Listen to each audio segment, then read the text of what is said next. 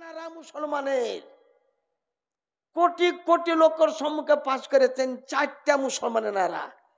নারায়ে তাকবীর আল্লাহু আকবার, নারায়ে রিসালাত ইয়া রাসূলুল্লাহ, নারায়ে গৌস ইয়া গৌস, মাসলাকে আলা হযরত জিন্দাবাদ। এই চারটা নারার কথা বলে দিয়েছেন। এর মধ্যে আমি কান্ধি এরিয়াতে একটা বুঝেছেন বাস, একজনে বলেছিলাম যে নারায়ে তাকবীর আল্লাহু আকবার, নারায়ে রিসালাত ইয়া রাসূলুল্লাহ যদি প্রমাণ করতে পারে, আর যদি ঝান্ডা উড়ানো, আমরা রবিউল আউয়াল মাসে 12 তারিখে জুলুস করি, মিছিল করি, তো ওতে পতাকা উড়াই, এই পতাকা উড়া যদি দেখাতে পারে তো 50,000 টাকা পুরস্কার দিব। 50,000 টাকা। তো গ্রামের লোক, এমনি তো পশ্চিমবঙ্গের লোক জানে, এই জন্য নইমুদ্দিন মুফতি একটা বাস করাবে, তা আমাকে ফোন করলো, হুজুর দলিল দেখিয়ে হাদিস শরীফ দেখিয়ে বলে দিতে হবে। 50,000 টাকা পুরস্কার আপনার নজরানা বাদে। মানে ঠিক আছে যাবো, তারিখও ঠিক হয়ে গেল বুঝলেন। আমিও গেলাম, লোক 15-20 খান গ্রামের লোক সব এসে হাজির হয়ে গেল। আর আমাদের মৌলবি মৌলানা ছিল, আর যে চ্যালেঞ্জ করেছে ওকে আবার চেয়ার দিয়েছে, ভালো চেয়ার দিয়েছে। ওই মসজিদের সম্মুখে 3 তলা পাকা বিল্ডিং একদম। ওই চ্যালেঞ্জ করেছি, ওয়াহাবি দেওবন্দ, আমরা দেওবন্দিকে মানি না, ওয়াহাবিকে মানি না, বাস করিয়ে নাও। কবে তুমি বাস করাবে, জানবি যে তোমার ভাঁড়ে কতটা তেল আছে, সেদিন তুমি বুঝতে পারবে। আমার সুন্নি মাওলানা গর্জন করে না, যেদিন গর্জন করবে সেদিন বুঝতে পারবে তুমি কত পানিতে তুমি আছো, তোমার ভাঁড়ে কতটা তেল আছে, সেদিন তুমি বুঝতে পারবে। আমরা মুসলমানে ঝঞ্ঝট করতে চাই না, যে যা করছিস করিকার ঝঞ্ঝট করে। এই কারণে আমার মৌলবি মাওলানা চুপ থাকে। এখানে একজন পীর সাহেব এসেছেন, পিওর মাসলা আলা হযরত ব্যক্তি, ইনি তাজুস শরিয়ার খেলাফত প্রাপ্ত ব্যক্তি। আমি হচ্ছে মুফতি আজম হিন্দের কাছে বায়াত গ্রহণ করা ব্যক্তি। আমি মুফতি আজম হিন্দের অর্থাৎ তাজুস শরিয়ার পীরের কাছে আমি বায়াত গ্রহণ করা ব্যক্তি। আর তাজুস শরিয়ার কাছে আমি তালিব। আমার নাম মোহাম্মদ নাঈমুদ রিজভী, আমি বেরেলি শে মাযহাব মানজারি ইসলামের ছাত্র। আমি মানজারি একজন বেরাদারান ইসলাম সামিনে কেরাম। তাই আপনাদেরকে আরজ করি, আবেদন করি যে মেলা ওই রকম মশলা আছে যা উল্টা পাল্টা বর্ণনা করতে থাকো, সব সময় উল্টা পাল্টা বর্ণনা করতে থাকো। যেমন পীর বাবার মাজারে যাওয়া বলে শিরক, প্রমাণ কত কোন হাদিস থেকে, কোরআনের কোন পাতা থেকে পীর বাবার মাজারে যাওয়া শিরক?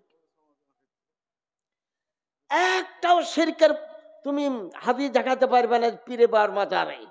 নবী নিজেই বলেছেন, কাদ নাহাইতুকুম আন জিয়ারাতিল কুবুর ফাজুরুহা, কাফেরের কবর জিয়ারত করা চলবে না, সাহাবায়ে কেরামের কবর ফাজুরুহা, জিয়ারত করো। নবী বলেছেন, লা তাত্তাখিযু কবরি ঈদান, আমার কবরকে ঈদ বানায়ো না। ঈদ বছরে কদিন হয়? 2 দিন হয়। তো ওই রকমই 2 দিন কেবল আমার কবরে, কি একদিন আমার কবরে আসিও না, যত বেশি পারো আমার কবরের কাছে আসো। এই হাদিসের অর্থ হচ্ছে এটাই, আমার কবরকে মসজিদ তৈরি করিও না। নবীর কবর উপর কোনো মসজিদ নাই, আমি তো নিজে দেখে এসেছি, সাইডে মসজিদে নববী আছে। আর যখনই আপনি নামাজ পড়বেন তো রাসূলুল্লাহ কবর দিকে সব গলার মুখ হয়ে যাবে, সব গলা। যারা দেখেনি ওরাকে বুঝাতে পারা যাবে না। কবর জিয়ারত করা, আমরা আল্লাহর ওলি মাজারে চাদর দিই, তো বলছে কানু কেতাবের মধ্যে লেখা নাই। আরে রাসূলুল্লাহর কবরেও চাদর ছিল। এই 540 হিজরিতে এই মুহাম্মদ বিন আব্দুল ওয়াহাব নাজদি ওয়াহাবি এই চাদরকে বাহির করেছে। তার আগে চাদর ছিল 1200 বছর পর্যন্ত। এর জন্ম 1201 হিজরিতে, 1240 হিজরিতে মক্কাকে দখল করে ব্রিটিশ সরকারের শক্তিতে, ইংরেজের শক্তিতে বুঝেন দখল করে। এখন কোন কেতাব আছে আল্লাহর ওলির মাজারে চাদর দেওয়া চলবে গেছে? তাই বলে মুসলমান নামাজটা কাজা করেন না, কিন্তু ওয়াহাবির পিছনে নামাজ পড়েন না, আর ঝাড়ুয়ার পিছনে নামাজ পড়া চলবে না, এটা আপনি জেনে থাকেন। নামাজ পড়তে আহলে সুন্নতে জামাতের পিছে নামাজ পড়তে হবে। যাত্রার পিছে নামাজ আহম ইবাদত। আয় রাসূলুল্লাহ সরওয়ারে দো আলম সাল্লাল্লাহু আলাইহি সাল্লামের পর ফতোয়া স্বামী বিশ্বের মধ্যে ফিকহ কিতাবের মধ্যে ১ নম্বর কিতাব মিশর আল জামিয়াতুল আজহার থেকে আল্লামা ইবনুল আবিদিন লিখেছেন ফতোয়া স্বামী। ফতোয়া স্বামীতে কি লিখতেছে শুনলেন? আর কেউ পড়ো নাজায়েজের ফতোয়া কোন কিতাবের প্রমাণ করে দিবা? ফতোয়া স্বামী ৫ম খণ্ড কিতাবুল লুবসের মধ্যে লেখা আছে অসাতুর অল অরুদ অরিয়াহীন আলা কুবুরিল আউলিয়া, আল্লাহর ওলির মাজারে চাদর দেওয়া, ফুল দেওয়া, খুশবু করা জায়েজ আছে। গোরস্থানে বিষ দিয়ে ঘাসকে মেরে দিও না, গোরস্থানে আগুনও লাগায়ও না। ছোট ছোট ঘাস গালা আল্লাহ আল্লাহ তসবিহ করে, কবরের মুর্দা ব্যক্তির কবরের আযাব কম হয়ে যায়, কম হয়, এ কথা লেখা আছে। আগুন দিয়ে পুড়িয়ে দিচ্ছে, বিষ দিয়ে একটা কি বিষের নাম বলতেছে একদম, যে গোটাই কে জানি কি বিষের একটা নাম বলছে, যে গোটাই একদম জ্বর পর্যন্ত সাফ হয়ে যাবে। কোন কিতাবে লেখা আছে যে গোরস্থানে বিষ দেওয়া? আগুন দেওয়া চলবে না, আগুনে ছোট বড় সমস্ত পুড়ে যায়। ছোট ঘাসকে মারিও না, ছোট ঘাস সকলে আল্লাহ আল্লাহ করে। জঙ্গল হওয়ার অসুবিধার কারণে বড় গাছগালা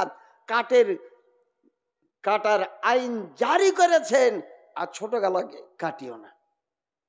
আর ফুল দাও বলে হাদিস শরীফ থেকে প্রমাণ করে। কোন হাদিস আছে? হাদিসে শুনেন, মিশকাত শরীফ ১ম খণ্ড বাব ইসবাতে আযাবিল কবরের মধ্যে লেখা আছে রাসূলুল্লাহ সাল্লাল্লাহু একদিন চলতেছেন, জান্নাতুল গারকাদ কবরস্থানের উপর দিয়ে চলতেছেন।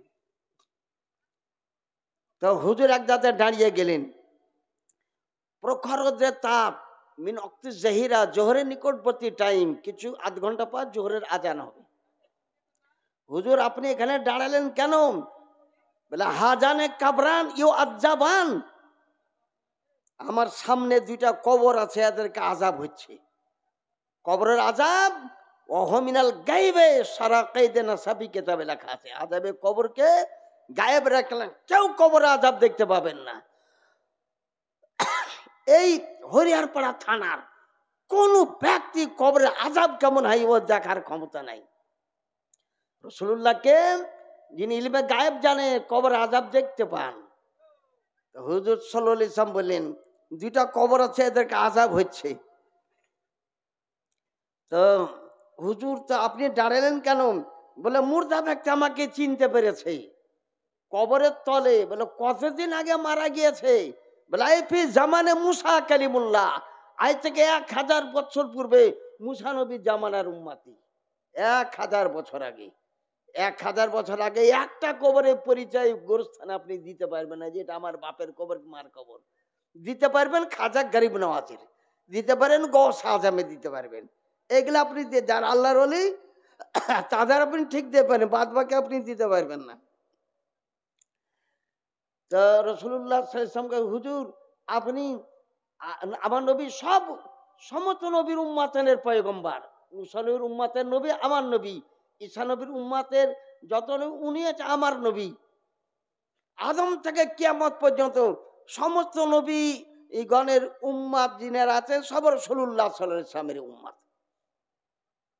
তাই নবী আলাইহিস সালাম কি বলতেন শুনেন, আখাজাল জারিদ, খেজুরের ডাল কেটে নিয়ে এসো। আজকে খেজুরের ডাল দিতেছি বলে বেদাত বেদাত বেদাত। দেখ বুখারী শরীফে লেখা আছে, বুখারী শরীফের 1ম খণ্ড কবরের আযাবের বিবরণ লেখা আছে। খেজুরের ডাল কেটে নিয়ে এসলাম, সুম্মা কাসারা কিসরা তাই নেই, খেজুরের ডালটা ফেড়ে দিলেন রাসূলুল্লাহ সাল্লাল্লাহু আলাইহি ওয়াসাল্লাম। সুম্মা ওয়াদা আলা কুবুরি হিমা, 2টা কবর উপর গেড়ে দিলেন, মাঝখানে গেড়ে দিলেন। আর কি বললেন? লাম ইউ আযাবা, যা তোদের কবরে আযাব হবে না অতদিন পর্যন্ত, হাত্তা এই বেশা, যতদিন খেজুরের ডাল শুকিয়ে না যাবে। শুকিয়ে গেলে বেরু হয়ে গেল, এরা চিন্তা করলো তো 2-3 দিনকার মক্কা রোধের তাপিত আমাদের খেজুরের ডাল শুকিয়ে যাবে। বলি ইয়া রাসূলুল্লাহ, কিয়ামত পর্যন্ত দোয়া করে দেন যে আর ঘুরিয়ে কবর আযাব না আসে। হাত তুলে দোয়া করলেন, যা লাম ইউ আযাবা আবাদা, তোদের আর কবর আযাব কোনো দিন হবে না।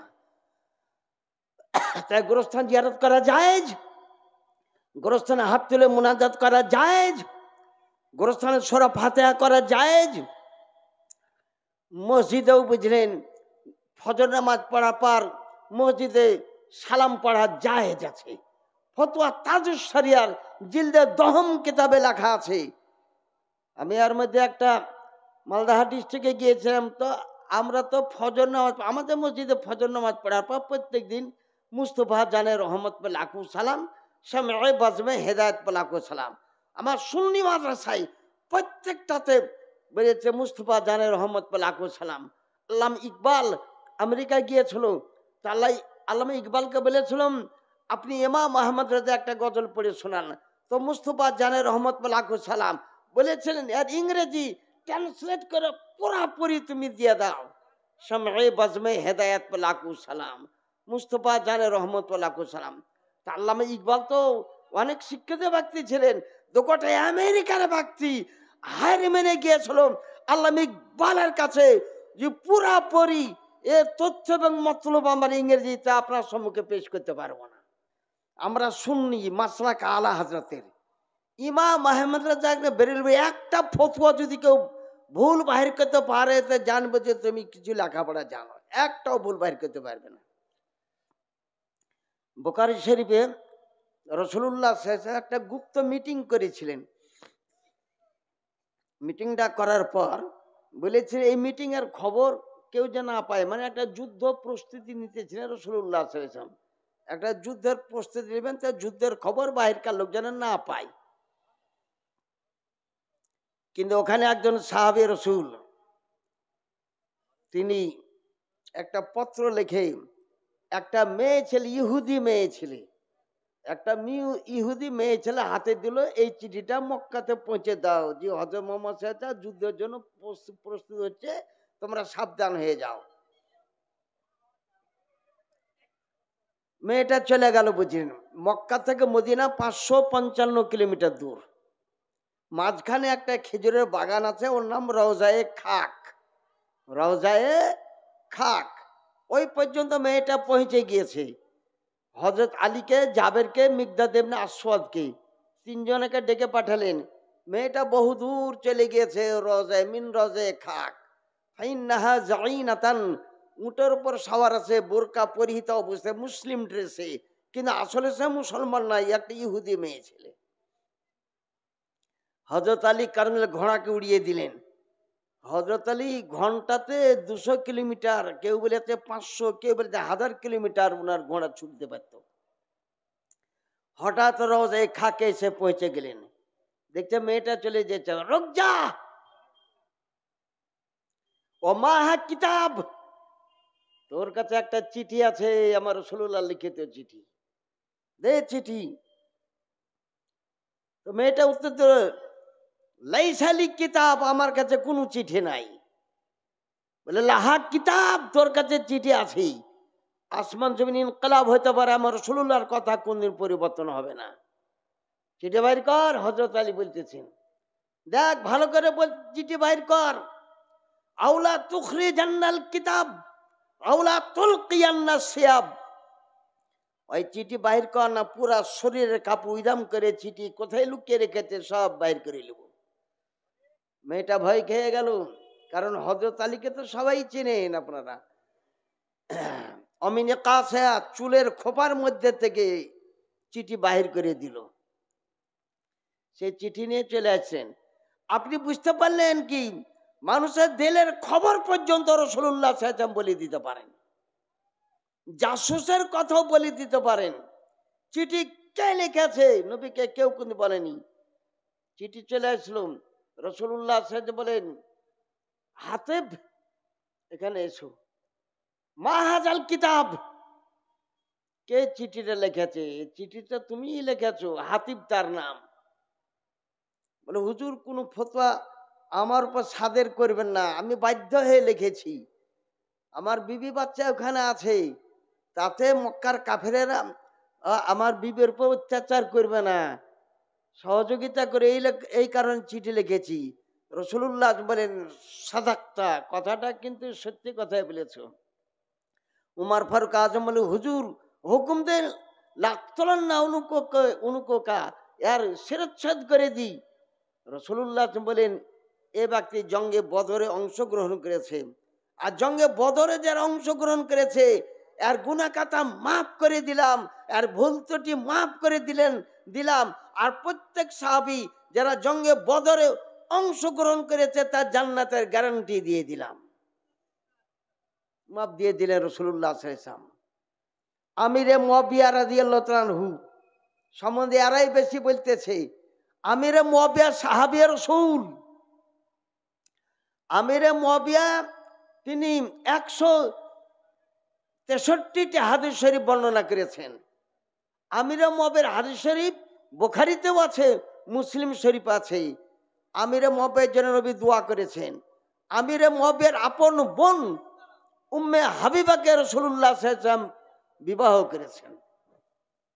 তাই আমিরে মুয়াবিয়া রাদিয়াল্লাহু তাআলা আনহু তিনি একজন সাহাবী রাসূল, তার বাপও সাহাবী, নামটা আবু সুফিয়ান, তার মাও সাহাবিয়া, তার নাম হিন্দা। 8ম হিজরিতে মক্কা বিজয়ের টাইমে আমির মুয়াবিয়ার পিতা আবু সুফিয়ান ইসলাম ধর্ম কবুল করেছেন, তার মা হিন্দা তিনি ইসলাম ধর্ম কবুল করেছেন।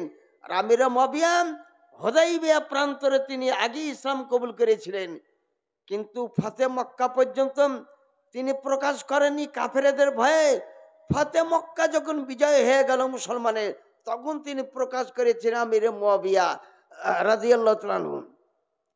এজিদকে কিন্তু মানা চলবে না, এজিদকে মানা, এজিদ হচ্ছে পাপী, এজিদ হচ্ছে জালেম, এজিদ বেনামাজি, এজিদ সারাবি। কিন্তু এজিদকে ইমাম আজম বলেছেন কাফের বলা চলবে না। ইমাম আহমদ রেজা খান বেরুই বলেছেন কাফের বলা চলবে না। এজিদ ছিল দামেস্কে, যুদ্ধ হয়েছে ইরাকি। দামেস্ক হচ্ছে সিরিয়ার একটা রাজ্যের নাম, বুঝলেন। আর যুদ্ধ হয়েছিল ইরাকের কারবালাতে। তখন টেলিফোন ছিল না, মোবাইল ছিল না, রেডিও ছিল না, এই সমস্ত গেলা কিছুই ছিল না। ওইটা তারা ভাষা চলে আসবে এইগুলা ছিল না। ঘোড়ার উপর আসতে হতো খবর দিতে, ঘোড়ার উপর। কোন ব্যক্তি প্রমাণ করে এজিদ কি করে জানলো? কারবালার যুদ্ধ সম্বন্ধে এজিদ তো জানতেই পারেনি, কারণ আসতে তো অনেকদিন টাইম লাগবে। ইরাক আসতে, দামেস্ক থেকে ইরাক আসতে যেতেও টাইম লাগবে। তাই আমাদের ইমাম আজম আবু হানিফা রাদিয়াল্লাহু আনহু বলেছেন তার উপর কুফর মুতাওয়াতির নাই, পাপী মুতাওয়াতির আছে, পাপ মুতাওয়াতির আছে। আচ্ছা, পাপের কাজ করেছে সে। আর আমির মুয়াবিয়ার পিতা আবু সুফিয়ান ইসলাম ধর্ম কবুল করার পর এক যুদ্ধে গিয়ে, হুনাইনের যুদ্ধে, সেই যুদ্ধে উনাকে বুঝেন 40 আউকিয়া সোনা দেওয়া হয়েছিল, 7.5 কেজি সোনা দিয়েছিলেন, 1000টা ছাগল আর দুম্বা দিয়েছিলেন, 4000 দিরহাম দিয়েছিলেন। হুজুর আমার বেটা আমিরে মুয়াবিয়াকে, আমিরে মুয়াবিয়াকে ওই পরিমাণ দেওয়া হয়েছিল, হিন্দাকে ওই পরিমাণ দেওয়া হয়েছিল। এই সমস্ত হাদিস শরীফ থেকে প্রমাণ হচ্ছে যে আমিরে মুয়াবিয়া একজন আশিকে নবী ছিলেন, তার বাপ আবু সুফিয়ান আশিকে নবী ছিলেন। কিন্তু গালি দেয়, এজিদকে বলে হারামজাদা, করিল নবী বংশ ধ্বংস। এজিদকে হারামজাদা ছিল। এজিদের মার নাম মাইসুন, এজিদের মার নাম হচ্ছে মাইসুন। ও যদি হারামজাদা হয় তো ওর মার উপর তো দোষ চলে আসবে। ওর মা তাহলে অন্য স্বামীকে আমিরে মুয়াবিয়াকে বাদ দিয়ে, তাই এই সমস্ত গলত কথা একটা প্রমাণ করতে পারবে না, বুঝলেন। এজিদ পাপী, এজিদ গুনাহগার, আমরা এজিদকে মানি না। তাই মহরমের চাঁদে আপনারা ঢোল বাজাবেন না, মহরমের চাঁদে আপনারা তাজিয়া মাজিয়া করবেন না। এই তাজিয়া দেখতে 10 তলা 20 তলা তাজিয়া, বুঝলেন, তাজিয়া করা না যায় যাচ্ছে। কওয়ালি করবেন না, ঢোল বাজিয়া কওয়ালি পর্যন্ত করবেন না। এই সমস্ত থেকে আপনারা সাবধান থাকুন। দাঁতপুরের মুসলমানকে আরজ করব, যে সমস্ত কম বেশি প্রশ্নগালা করেছিলাম তার উত্তর আপনারা সব গালাই পেলেন, কম বেশি পেলেন। নামাজের পর মুনাজাত করা কোরআন শরীফ থেকে প্রমাণ আছে, হাদিস শরীফ থেকে প্রমাণ আছে।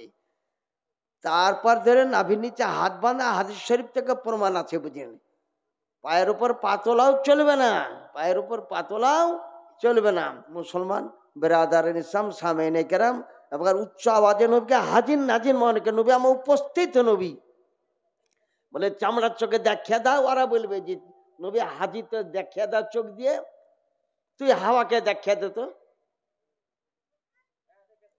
দেখিয়ে দে, তুই গায়ে লাগে অনুভব করতে পারো, দেখা। তুই বলতো পানির রংটা কি? পানি তো দিনে 7 বার করে পান করছো, পানির রংটা কি? কোন রং পানির বল? এতে চোখে দেখতে লাগছে, পান করছে, সবকিছু করছে। তাহলে চামড়ার চোখ সবকিছু দেখতে পাই না। আপনি বলে আপনি উত্তরটা হুজুর দিয়ে যাবেন। অনেক জিনিস আছে যে চামড়ার চোখে দেখা যায় না, সে পাওয়ারটা চামড়ার চোখে দেওয়া হয়নি, বুঝলেন। যেমন দুঃখটা চামড়ার চোখে দেখতে পাই না, অনুভব করে। পিপাসা চামড়ার চোখে দেখতে পাই না, ক্ষুধা চামড়ার চোখে দেখতে পাই না, এগুলো সব অনুভব করে। আর এরা বলতে যে নবী হাজির নাজির তো দেখা দে। আরে দেখবে কে? খাজা গরিব নওয়াজ দেখতে পাবেন, গৌসে আজম দেখতে পাবেন, নিজামুদ্দিন আউলিয়া দেখতে পাবেন। আমরা পাপি তাপি মৌলবি মৌলানা, বুঝিন আমরা কত পাপের কাজ করছি দিন রাত, তার ঠিক নাই। পানির রংটা কি? পানির রং হচ্ছে হাদিস শরীফ থেকে, পানির রং হচ্ছে কালো, আসল রং হচ্ছে কালো। কোন কিতাব আছে? মিশকাত শরীফের মধ্যে আছে, রমজান শরীফের বিবরণে লেখা আছে। রমজান শরীফে কোন ব্যক্তি রোজার ইফতারের টাইমে যদি কোনো মুসাফির আসে, তো বাড়িতে কিছু যদি নাও থাকে, তো 2টা জিনিস খাওয়াও, আসওয়াদাইন, 2টা কালো জিনিস খাওয়াও, 2টা কালো জিনিস খাওয়াও। হুজুর 2টা কালো কি? বলে আল মা ও অত্তামার, আল মা ও অত্তামার, খেজুর পানি, খেজুর পানি। তাহলে বোঝা গেল পানির আসলে রং কালো, খেজুরের আসলে রং কালো, বুঝলেন। অন্য লোক অন্য কোনো ভূগোল আলাদা উত্তর দিতে পারবে না। এখনো 4টা দেশে জুমার নামাজ হয় না, 4টা দেশে জুমার নামাজ হয় না। কোন কোন দেশে জুমার নামাজ হয় না? বাংলার মাস্টার আপনিও বলতে পারবেন না, এই কারণে হাদিসের মূল্য সব থেকে বেশি। ফ্রান্সে জুমার নামাজ হয় না, পর্তুগালে হয় না। মুসলমান প্রচুর আছে, হাজার হাজার মুসলমান মসজিদে আছে।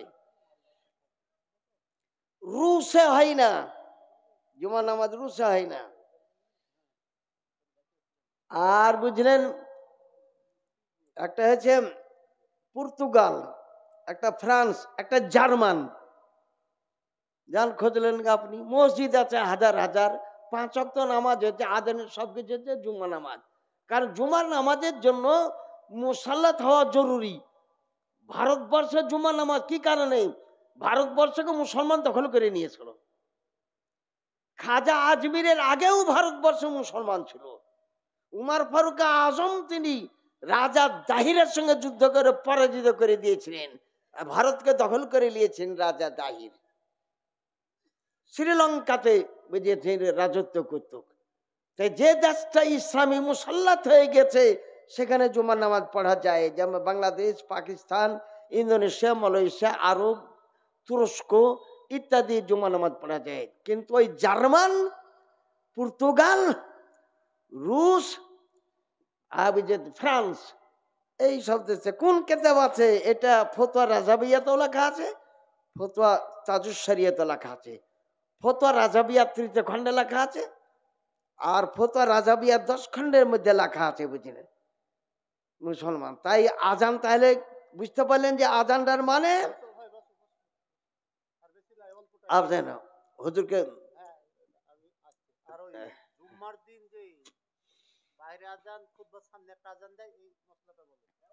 শোনেন, ভালো করে শুনেলেন। মসজিদের ভিতর আজান দেওয়া পৃথিবীর কোনো হাদিসে নাই। জুমার আজান মসজিদে বাহিরে দিতে হবে, 5 ওয়াক্ত আজানও মসজিদের বাহিরে দিতে হবে। এখন জবরদস্তি কিছু লোকের সঙ্গে তো আমরা লড়াই করতে পারবো না, আমরা হাতে চিলিয়ে লড়াই করব। আজান, জুমার আজান হোক যে 5 ওয়াক্ত আজান হোক, মসজিদের ভিতর দেওয়া মাকরুহ তাহরিমি। হাদিস আবু দাউদ শরীফের 155 পৃষ্ঠাতে লেখা আছে, সর্বপ্রথম আজান দিয়েছিলেন বেলাল রাদিয়াল্লাহু আনহু মদিনার মসজিদ নববীতে। কত দূরে দিয়েছিলেন? নুজাতুল কারি সারা বুখারীতে লেখা আছে। মেম্বার থেকে 100 দূরে বেলালকে বলেন ওইখানে আজান দাও। আলা বাবিল মসজিদ, মসজিদের গেটের বাইরে বেলাল আজান দিয়েছিলেন। সেই থেকে হলো মসজিদ ভিতরে আজান ফিল মসজিদ। বাহরুর আইকে লেখা আছে মসজিদ ভিতর কোনো আজান দেওয়া চলবে না। আজান দিলে মাকরুহ হবে, মাকরুহ তাহরিমি হবে। আজান কিসের কারণে দেয়? এলান লিল হাদিরিন অলিল গায়েবিন, এলান করা, ঘোষণা করা, যার অনুপস্থিত নামাজি আর যার উপস্থিত নামাজি উভয় পক্ষকে এলান করা হয় যে আজান হয়ে গেল, মসজিদে নামাজ পড়তে এসো। আর ঘরের ভিতরে আজান দেন কুটুকু যাবে, বেশি দূর যাবে না। একদিন পরীক্ষা করে নেন, ঘরের মধ্যে আজান দেওয়া আর বাইরে এমনি আজান দেওয়া। তাই লেগেছে ও খারিজিল মসজিদ, সারবাক্কে কেতাবের প্রথম খণ্ড বাবুল আজানে লেখা আছে। আর একটা ফতোয়া, জুমার দিন পল্লী গ্রামে জুমার নামাজ পড়ার পর 4 রাকাত জোহরের নামাজ পড়া ফরজ। 4 রাকাত জোহরের নামাজ পড়া ফরজ একদম। এই কাবলাল জুমা বাদাল জুমা ওইগুলা খুব পড়ছেন। আর আখরি জোহরটা আসলে ওটা জোহর, কিন্তু কেতাবালা আখরি জোহর লেখেছে। তা আখরি জোহরের মানে তো জানে না, ওটা হলো 4 রাকাত জোহরের ফরজ নামাজ। পল্লীগ্রামে জুমার নামাজ পড়ার পর 4 রাকাত জোহরের নামাজ ফরজ। নিয়ত কোনটা? নিয়ত অন্য দিনে যে নিয়তটা করেন ওই নিয়তটাই করা জায়েজ আছে, এটাই লেখা আছে কিতাবের মধ্যে। আচ্ছা হলো হুজুর, তাহলে যে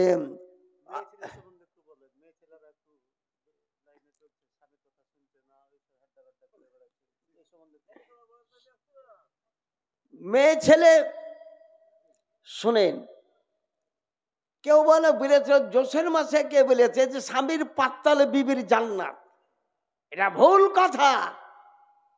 এটা কোনো জায়গাতে লেখা নাই। কার পাত্তালে জান্নাত? হাদিস আছে আল জান্নাত তাহাতা আকদামে আবিকুম ও উম্মাহাতিকুম, জান্নাত আপন বাপের আপন মায়ের পায়ের তলে। একজন ব্যক্তি হাদিস বুঝে না, ও বলে যে মার পাতলে জান্নাত, তো খুঁড়ে দেখি কত দূরে জান্নাত খান আছে, বাপের পার তলটা মাটি খুঁড়ে দেখি কত দূরে জান্নাত আছে। হাদিস বুঝতে পারলো কি? হাদিস বুঝতে পারেনি। তার মানে মার খিদমত করো, বাপের খিদমত করো, তবে গিয়ে তুমি জান্নাত যাবে। এটা হচ্ছে আসল কথা। তো মেলা হাদিস বুঝতেই পারে না, ভালো করে বুঝতে পারে না। স্ত্রী স্বামীর সেবা করবে, শরীয়তে খেলাফ হুকুম দিলে ওটা মানবে না। শরীয়তে খেলাফ যদি হুকুম দেয়, বলে এখন আমার হাত পাটি বেঁধে নামাজ এখন ছাড়, ওটা মানা চলবে না। শরীয়তে আইন পুরাপুরি পালন করার পর আপন স্বামীর আপনি হুকুম মেনে চলবেন। আপন স্বামীর হুকুম এটা লেখা আছে, হাদিস শরীফ মধ্যে লেখা আছে, কোরআনে কারীমে আল্লাহ বলে আর রিজালু কাওয়ামুনা আলান নিসা, কোরআন শরীফ। বেটা ছেলে স্বামীর, বেটা ছেলে হচ্ছে স্ত্রীদের সরদার, স্ত্রীদের হাকিম। আর রিজালু কাওয়ামুনা আলান নিসা, মেয়েদের হাকিম, মেয়েদেরকে হুকুমদাতা তার স্বামীকে তৈরি করা হয়েছে। তো স্বামী তো স্বামীর মতো হইলে হবে। স্বামী যদি বেনামাজি হয়, স্বামী যদি মদখোর হয়, স্বামী যদি তাড়িখোর হয়, ওর খিদমত করা চলবে? মদ খাওয়া হারাম, তাড়ি খাওয়া হারাম। স্বামী নামাজ পড়ে না একদিন, আর আবার কি খিদমত করবে? স্বামীকেও স্বামীর মতন হতে হবে, বিবিকেও বিবির মতন হতে হবে। হাদিস হযরত আয়েশা সিদ্দিকা হাদিসের হাফেজা ছিলেন, হাদিসে হাফেজ ছিলেন। কাইলে ভুল ধরে নিয়েছিলেন এক জায়গাতে, বাদাল বলে একটা জায়গায় জালসা ছিল। বলছে আয়েশা সিদ্দিকার লাখ লাখ হাদিস মুখস্থ ছিল, লাখ লাখ। আমার তো পালি পড়লো শাসি, এখন কি করব? তাই আমি বললাম জি লাখ লাখ লয়, আয়েশা সিদ্দিকা হাদিস মুখস্থ ছিল 2210টি। 2210টি হাদিসের হাফেজা ছিলেন আয়েশা সিদ্দিকা রাদিয়াল্লাহু তাআলা। আবু হুরায়রা রাদিয়াল্লাহু তাআলা হাদিসে কত হাজার হাদিস হাফেজ? 5374টি হাদিস হাফেজ ছিলেন হযরত আবু হুরায়রা রাদিয়াল্লাহু তাআলা আনহু। তা মায়েরা বোনেরা, বাড়িতে অশান্তির সৃষ্টি করিও না, বাড়িকে শান্তির সৃষ্টি করো। আমার স্বামীর হুকুম মেনেও চলো, আর তুমিও নামাজ পড়ো, স্বামীকেও বলো নামাজ পড়ার কথা।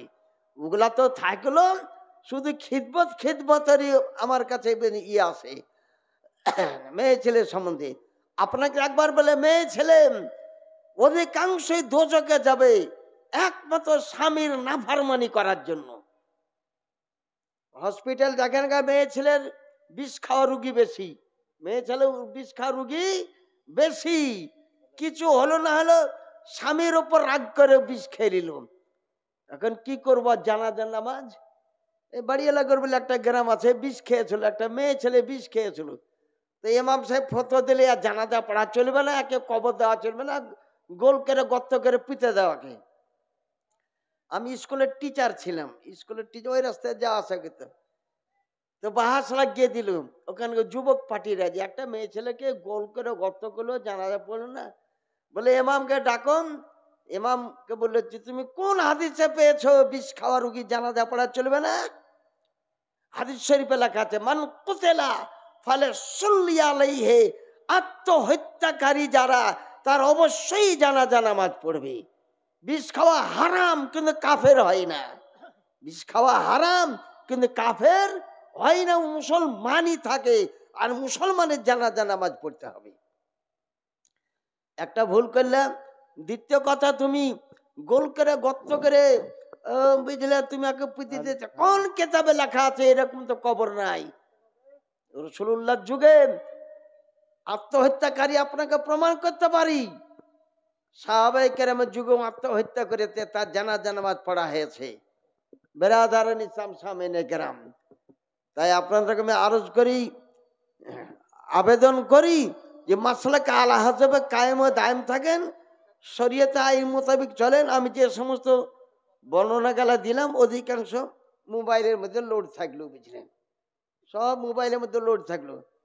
মেয়ে ছেলে যে গোরস্থান জিয়ারত করতে যাওয়া যায় নাকি, পীর বাবার মাজারে যে হুমড়ে পড়ছে, পীর বাবার মাজারে হুমড়ে পড়ছে, ওই মাজারে পীরের দরবারে চলে যাচ্ছে মেয়ে ছেলে। তো এখন কি করবো? আমরা তো ফতোয়া দিব, কোনো মেয়ে ছেলে পীরের মাজারেও যেও না, কোনো মেয়ে ছেলে গোরস্থানে জিয়ারত করতেও যেও না, জানাজা পড়তেও যেও না। মেলা কিছু মাফ করে দিয়েছেন আমার রাসূলুল্লাহ সরওয়ারে দু আলম সাল্লাল্লাহু তাআলা আলাইহি ওয়াসাল্লাম। তাই মায়েরা বোনেরা, আপনারাও শরীয়ত আইন মোতাবেক চলেন। আপনি জুমা নামাজ মসজিদে যাবেন না, কিন্তু বাড়িতে আপনাকে জোহরের নামাজ পড়তে হবে। 5 ওয়াক্ত নামাজ মেয়ে ছেলে আপনাকে পড়তে হবে।